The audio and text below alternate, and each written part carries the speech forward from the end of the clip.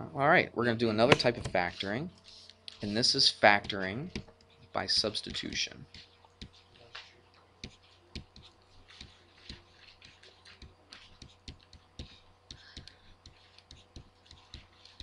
Okay, factor by substitution. Alright, let me give you one. It's going to look a little crazy, but we're going to make it look a little bit more normal.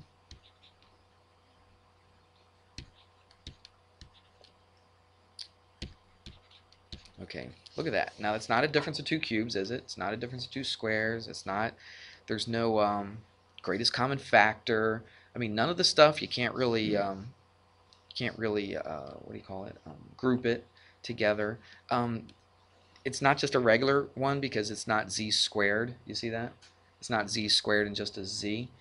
But if you look at it, it comes close to looking like a z squared and a z, or an x squared and an x. It comes close to it. All right? If this was just an x squared and this was just an x, we could probably factor this thing, couldn't we? Remember that trial and error kind of factoring? Yeah. But it's not. It's not an x squared. It's not a z squared. It's a z to the fourth. But if you take a look at it, what is z squared? What are you doing to z squared to get z to the fourth? You're doing what to it? Squaring it. And and look at this. This is just a z squared, isn't it? So watch what we're going to do. We're going to make this look a little bit easier. It would be really nice, wouldn't it, if it was just this? I'm going to change the letters just for the fun of it, okay? What if it was this? Would you be able to factor that? Yeah, you could do that. Two sets of parentheses, right? You could either guess and check, or you could do that 6 times 5 is negative 30. Remember that?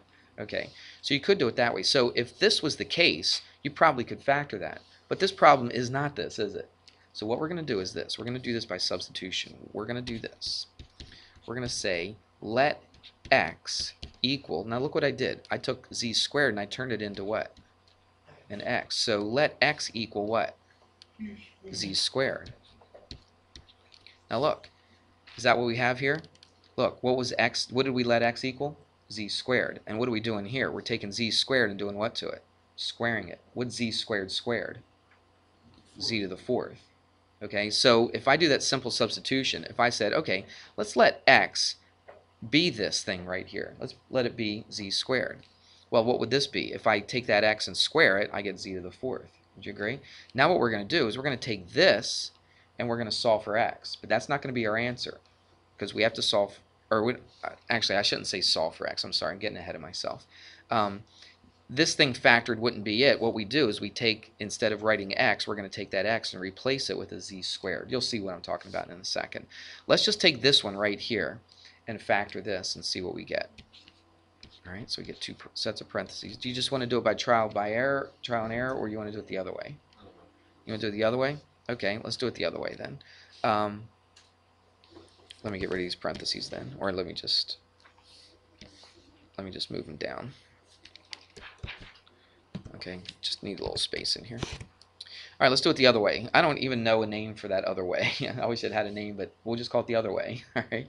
So what do we go? We go 6 times negative 5 is negative 30. Now, we have to find two numbers that multiply to be negative 30 and add up to be negative 13. What's that going to be? Yep, negative 10 plus negative 3. Because if I multiply them together, I'm sorry, it's not plus negative 3, is it? Actually, hold on a second. 6, 5, 6, 30, 3, and 10.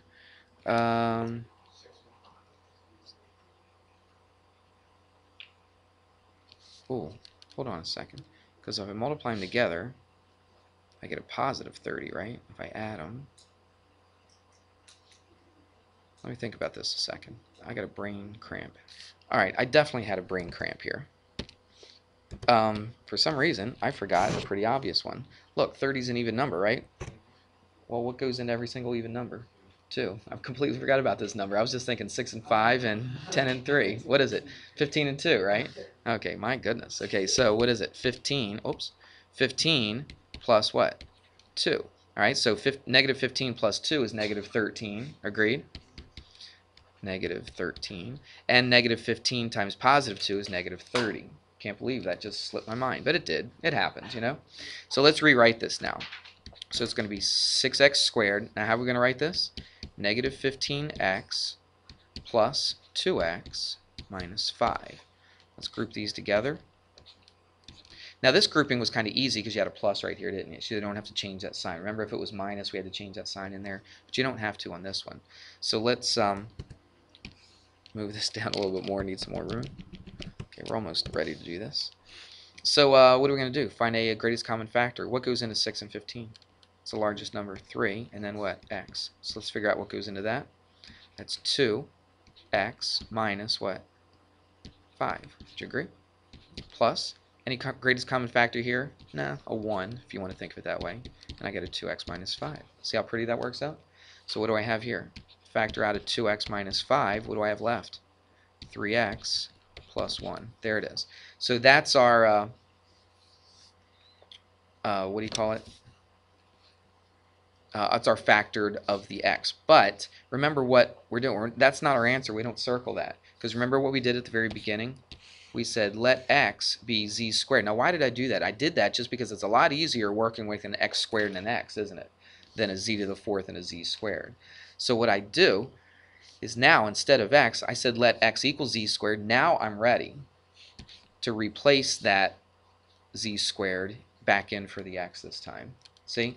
I turned it into x to make it easy, and then at the very end, I put z squared back in for the x. So let's see what we have. We have 2 what? Instead of x, what is it?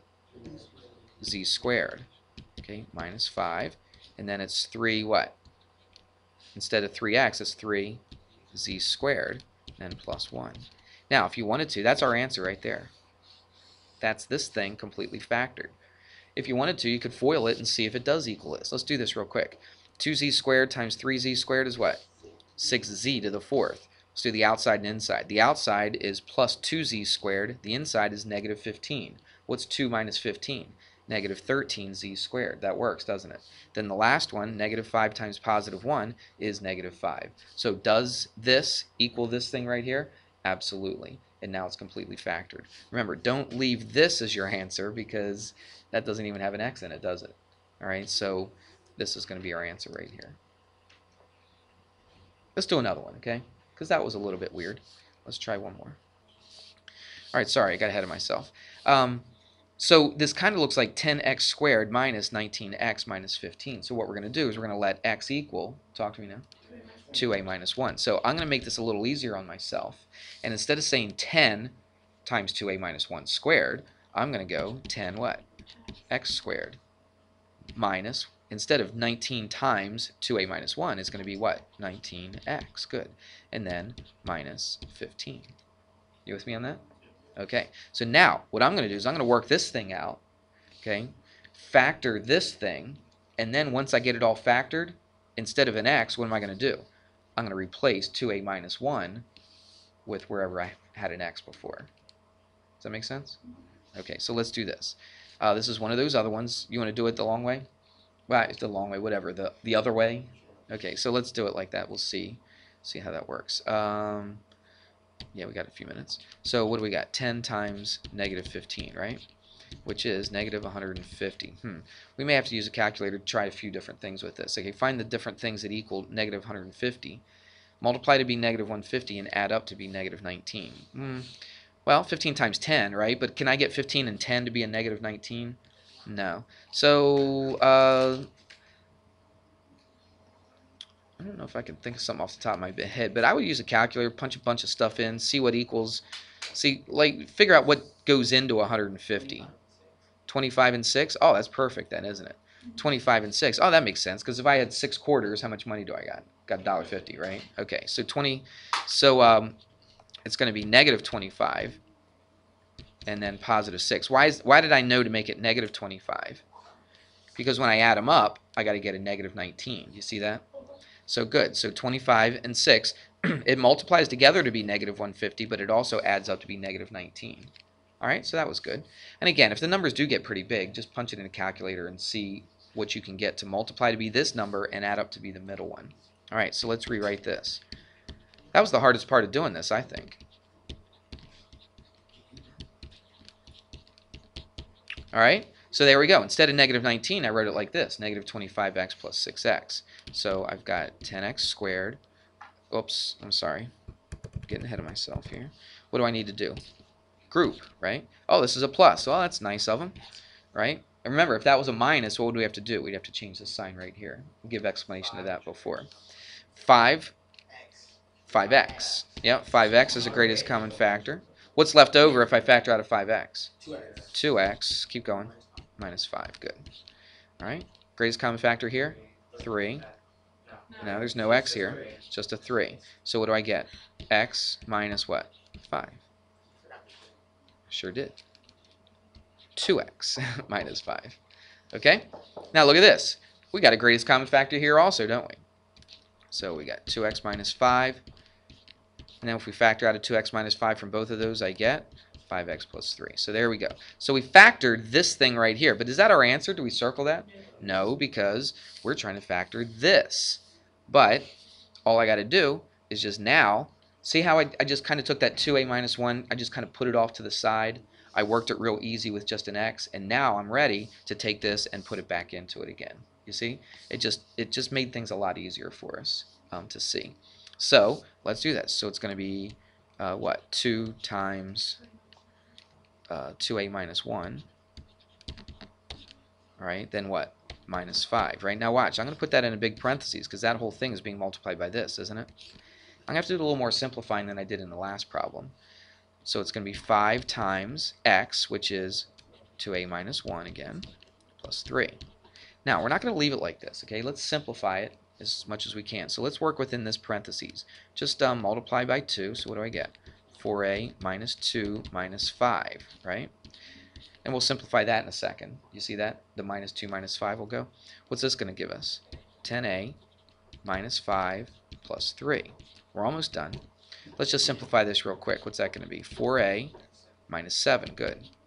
And this is going to be 10a minus 2. And there it is. Actually, you know what they do?